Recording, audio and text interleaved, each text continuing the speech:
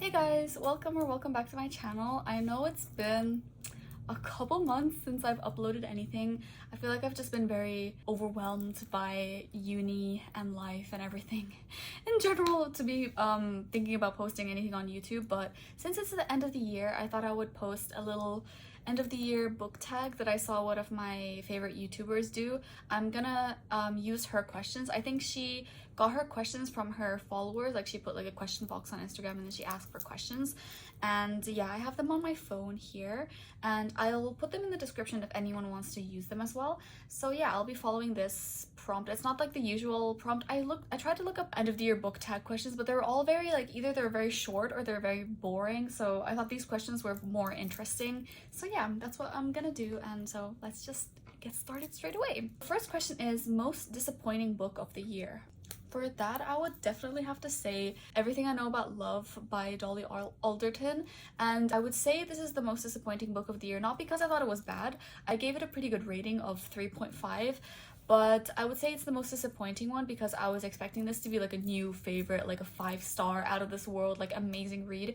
Because every time I hear someone talk about this, like no matter who they are, on what platform, what age they are, they're always saying like how good this book is and like how they wish everyone would read this book. And I was like, okay, like I'll give into the hype, like I'll buy this book. It sounds very interesting and I love reading memoirs or like non-fiction books, especially if it's like experiences of like that person's life. So I thought this was like perfect for me.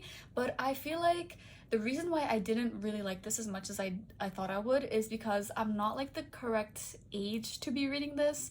Like I even saw some reviews on Goodreads saying that if they read this when they were like in their early 20s, they wouldn't have enjoyed it as much because they read it when they were like 30. I feel like it's more for people who have experienced more in their life than I have, because I don't really do anything with my life, and also I feel like it makes more sense for people living where she lived, like reads this book and like they would relate to it more. Does that make any sense? I don't know if that sentence made any like sense in English. I thought that because she lived in London, she goes through like different experiences. Obviously everyone around the world lives different lives and like has different cultures and different like societal like norms depending on where they live. I feel like that was also one of the big factors because I've like grown up in such a different country compared to her. Also, like I didn't give it such a high rating because I felt like this book, like she didn't really acknowledge her privilege a lot, like her white privilege.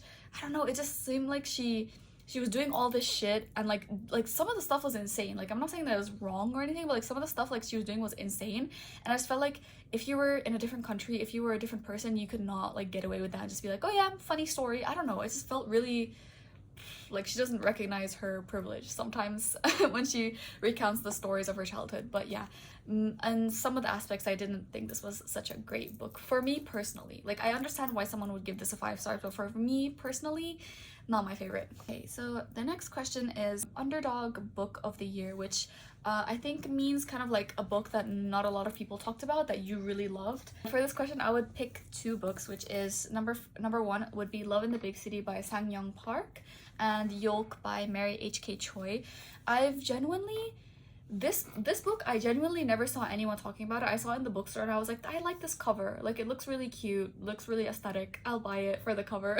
And I started reading it and I was like, wow, this is actually like so good. I can't believe I picked this out without anyone's influence. I think I've talked about that so many times, but I'll never stop talking about it. I have such good taste in books for being able to pick out a 5-star read just like that. So yeah, I thought this was amazing. I feel like more people should be talking about this and more people should be reading it. And secondly is Yolk by Mary H.K. Choi. This was painfully relatable. Like I can't even describe how relatable this was.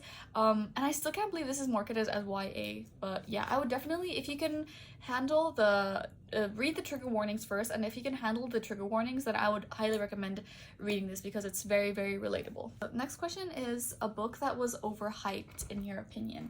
I would say not overhyped in sense of like Goodreads ratings and all that, but everyone that I follow like in booktube, like on booktube and like book talk, so many people always talk about this being like their favorite book series or like their favorite book, and I just don't get it. I just don't get it. And that book is Magnolia Parks. I think it's because the main reason is, this is not a spoiler because I guess it's a spoiler, but it's not really. If you don't want to hear about like the premise of the book, like you skip to this timestamp.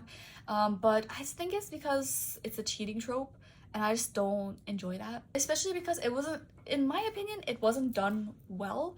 I don't how to explain why I don't like this book. I feel like it was just so repetitive. There was no end to it, and there was no resolution. There was no moving on. They were just going back to each other and then like going away, going back, going away. You know what I mean? Like it was just getting a little tiring. I feel like I need to continue with the series to like find out if there's any closure really to it. I gave this a 2.5 stars just because I felt like it was way too repetitive, and I just didn't find like the characters were very likable. I know that's that's kind of the point of this book. They're supposed to be like rich, snobby people, but like I just didn't enjoy it as much as everyone else did, unfortunately. I did tab it though. Some of these tabs are just when I was really angry at the characters, but that's besides the point. The next question is your favorite book couple. Without a doubt would be Gus and January from Beach Read. Guys, if there was a question about like a book that's appropriately hyped, this book 100%. I understand the hype everyone is talking about. This 5-star read. I love them so much. Gus is literally like, I want him. Like I want him. He's the best book boyfriend that I've ever read about. Like he is, I love him, and I love them together. They're just so perfect. Like, sorry for the angle change. My iPad fell. So hopefully it doesn't fall again. I'm balancing it on like a stack of books right now. Next question is my favorite main character. For that, I would say Gilda from Everyone in This Room Will Someday Be Dead, because Gilda is me, you know? Like, I am Gilda, Gilda is me. Like, I have never related so much to a character before. Like it's insane. Like I've never read a book like this since I read Perks of Being a Wallflower. So if you liked Perks of Being a Wallflower, I would highly recommend you pick this up. So yeah, 100% would say Gilda is my favorite main character because of how relatable she was, or she is. So next would be a book that surprised you. I'm gonna say surprised me in a good way, which would be a book that I already mentioned before, which is Love in the Big Sea. And I would say it surprised me because I was surprised at how good it was, because I picked it up like very randomly. I'm so happy when that happens, like when you pick a book just randomly, you're like, I might like this, and then you read it and you're just like so surprised at how good it actually was. Like it exceeds your expectations. So yeah, definitely Love in the Big City. And then the next question would be a new favorite author you discovered in 2023. Like, I haven't read any books by the same author, like more than one book by the same author this year, except for Emily Henry. I'm currently reading Happy Place. My camera is on top of it, like I can't take it out right now, but it's right there, guys, I swear. Definitely Emily Henry. Like I already have Book Lovers, and I'm gonna read that right after Happy Place. And then if I like Book Lovers, even if I don't like Book Lovers, I'm gonna read People We Meet on Vacation, because I love Emily Henry. I just want to read everything that she writes. I just feel like she's such a good author. She's definitely becoming one of my favorite authors, for sure. And then the next question is happiest read of the year. I would say Flawless by Elsie Silver, because when I was reading this, guys, I was just like giggling, kicking my feet. I'm so excited to read through this whole series. I even have the second one right here. When I have the time, I'm gonna read this, and I'm so excited for this because everyone said that this is their favorite from the whole series. So like I literally can't wait. And if it's any better than this was already so good. Like, and you're telling me that this is better? I can't wait. No, because this made me so happy. Like it made me so giddy and so giggly. Like not words on a paper making me smile like this, make me act like this. Like it literally made me like especially when I was reading it in public, I was like, if you want like a very silly, cheesy, rom-com, spicy romance, highly recommend this series. It's really good. It's really worth the hype in my opinion. So yeah. Next question would be, oh, so we're going from happy to sad. Most frustrating book of the year. This book is called The Woman Destroyed. It's by Simone de Beauvoir. I am in a book club actually, and our book club pick for October was The Woman Destroyed. And I was like, okay, let me read this book. I've never felt so confused in my life. Like I genuinely, the second part of this book, I made it halfway through this book and I just couldn't anymore, because I genuinely didn't understand what was happening. I didn't understand the language. I didn't understand the plot. I didn't understand the point.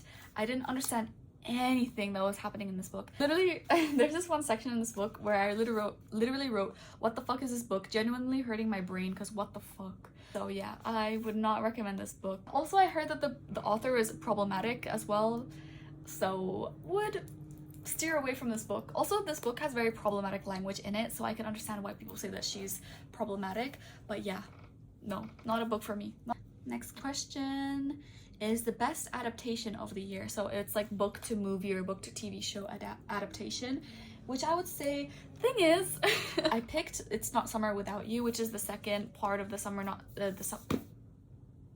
I Turned Pretty series, but I would say the book is much better than the TV show, which is so funny because the first book I hated, but I loved the first season of The Summer I Turned Pretty. But the second season, I don't think I've read any books that got adapted into TV shows or movies other than that, so that's the only one that I could pick. And moving on to longest book that you read this year. So the longest book that I read this year, I don't have with me right now, it's with a friend, but the longest book I read this year would be A Little Life. I think it's almost 900 pages, which I'm very surprised at that I was able to read that so early on in my reading journey. I read that like beginning of this year, like January to February, I read that book. It's crazy. 900 pages. It was definitely an experience. It was definitely an experience to say the least. And then shortest book that I read this year. I think the shortest book that I read this year, I feel like I should count this because it's a poetry collection, so it's like there wasn't really that many like words on a page for me to be reading, but this book is 161 pages. This is called The White Book by Han Kang. It's a poetry collection, but I feel like technically speaking this is the shortest book that I read this year, which is 158, which is Nick and Charlie by Alice Oseman. It's like a novella that's supposed to come after like the Heartstopper series. Favorite book covers. Oh, first I would say Cursed Buddy, because this book, like, are you joking? Like, this book is so beautiful. This is what attracted me to buy this book in the first place, like the cover. And also I would say Woman Eating for sure. This is also like, I genuinely bought this for the cover. Like, I'm not even joking. Like, I didn't know anything about this book. I was like, let me buy it for the cover. It's so cute. Like, it's so, are you joking? It's a painting. And then like the fact that it's about vampires and you can see like the bite marks on the neck, it's so genius. It's so genius. Also, obviously I mentioned this before, I bought it for the cover. It's very aesthetic, very aesthetically pleasing. Okay, the next question is a book that you haven't stopped thinking about. It's My Dark Vanessa. Guys, this book is just my Roman Empire. Like, I have never tabbed a book as much as I've tabbed this book. Like, I genuinely, this book, if you can handle the subject matter that is in this book, like, read the trigger warnings first. If you guys can handle what this book is about, please read it. Like, it's so good. Like, I genuinely, like, guys, I genuinely can't get the story out of my head. It's so like haunting, it's so disgusting, but it's so, I don't know, like, it's life-changing for real. Like, it's, I love this book so much. Next question is cringiest book that you read this year. I'm sorry, some of the parts in here were just not it. They were just not it for me. Also, I haven't read a lot of like romance books this year, so like the romance books that I have read this year weren't that cringy, so I don't think any of the books that I read were really that cringy, to be honest. It's just this is like the most like cringy book that I can even like think of. Like, this wasn't even that cringy, but some of the parts were just like, you know. Unpopular book that you loved. For this, I'm gonna say Happy Place, because even though a lot of people love Happy Place because it's like everyone loves Emily Henry's books, a lot of the people have said that Happy Place is her worst book, which I don't know why people say that.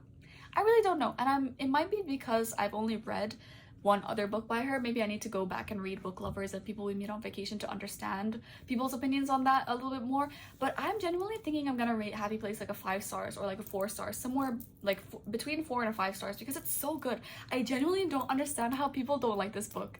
I don't understand. Like, Win is not even that bad of a character. Like, sure, he's not Gus, but he's still a good book boyfriend. I don't know, like, I just don't understand people's criticism towards that book, to be honest. But yeah, but I don't think that's like an unpopular book. I guess it kind of is in that aspect. Also, I would say Beautiful World, Where Are You by Sally Rooney. I feel like when I hear people talk about Sally Rooney's books, people say that this is their least favorite from her. This is the only Sally Rooney book that I've ever read. Maybe I need to read her other books to understand.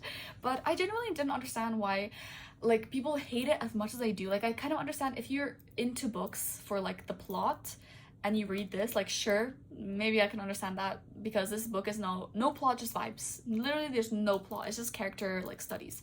So I can understand why people would dislike it in that way, but it's just, it doesn't deserve all the hate that it gets, guys. It's not that boring. It's just like, it's good, okay? I liked it, okay? I enjoyed it. Next is favorite quotes of the year.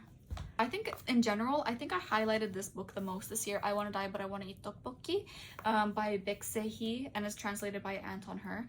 It's this book, it's a non-fiction. It's basically like the author having conversations with her psychiatrist, and she just put it into like a book with like all the, just like me, and then it says my psychiatrist like this. Like it's very, obviously she probably edited what can I say it? Edited. She probably made some edits for the book, but it overall is very raw and it is very real. Like I feel like this book is everything that's I have in my head up here, it just like is in this book. Like we think the same way. The world is full of so much suffering that it's the easiest thing to find people who are having a harder time than you are. But once you do, you then insist on making the extra step on berating yourself. How could I have been so blind to that person's hardships until now? It's nice that you think of other people's feelings and pay attention to them, but I want you to take stock of yourself a bit, of your own feelings. You should share them with your friends, or if you're sharing them with colleagues, you can say something like, I know I'm better off than you in certain respects, but I'm having a hard time too. If anything, it'll make both you and the listener more comfortable with each other. Or this one, that's it. I don't know how to love or be loved properly, and that's what pains me. Hey, stop reading my thoughts. Stop reading my thoughts. I love this book. It just gave me a lot of hope for me, for myself. This is from Woman Eating. This is one quote that I really liked. I'm not really sure what I am anymore though, whether I'm a monster or whether I'm just a woman, or both. Girl. Girl, okay. This is a really good quote about aging and like the fear of growing up, I feel like. I said, I wonder if everyone's an imposter. What if beneath every lawyer's suit and every stay-at-home parent's apron, everyone is just a baby who doesn't know what they're doing? I wonder if anyone really identifies as the adult they've morphed into. I remember being 16 and feeling 11. I remember thinking, how could I be a teenager? I remember finishing high school and thinking, am I grown now? Is this what it feels like? I feel the same as I did before. I think I'm an imposter. 27 years old, I was a baby. I love this writing. This writing is so good, and it's just like, someone play Ribs by Lord, please. This was from Everyone in This Room Will Someday Be Dead. So those are just some of my favorite quotes. Obviously, like every book that's tabbed has a lot of my favorite quotes in it, obviously, so I'm not gonna read all of them. Oh my god, wait, I need to read this one quote from Beach Read that everyone reads, but it's, guys, when I read this, I was like, oh my god, guys, if someone ever loved me this much, I think I would like actually die. When I watch you sleep, I feel overwhelmed that you exist. I literally start crying right now. What the fuck? I'm never gonna find a man like this. I'm never gonna find a person that loves me as much as Gus loves January. That's never gonna happen. It's never gonna happen. Next is a book with the most unique concept, and I would 100% say Woman Eating, because I feel like the other books that I read don't really have that unique concepts. They're just very basic. They're not really like filled with like a plot. They're character studies, so I would say that this is very, the plot of this, even though there wasn't much of a plot, like the whole character of Lydia was so like unique that I just thought I would mention it. So it's basically about this girl who's a vampire. Her name is Lydia, and her mom is also a vampire, but she moves out of her mom's house to try and live by herself because they have kind of a toxic relationship. And then she moves into like an art studio and tries to live by herself, and like tries to deal with that, like living alone by herself for the first time, like in your 20s, and dealing with like the blood cravings as well, because she's surrounded by a lot of different people now that she's living by herself. So yeah, I just thought this concept was really, really cool. So I would highly recommend this book, guys, if you like vampires, if you like literary fiction, if you like reading about unhinged women. I would say that this really fits under that like umbrella of unhinged women, but like in a good way, I swear, guys. And then book that you would reread, most likely to reread Everyone in This Room Will Someday Be Dead and I Want to Die But I Want to Eat Tteokbokki, especially in times where I'm not feeling the best mentally. I feel like these both had like really good messages and very good, like, it just, as I said before, like this book gave me hope. It doesn't make you feel that sad after finishing it. Like it makes you feel like you're not alone in this world.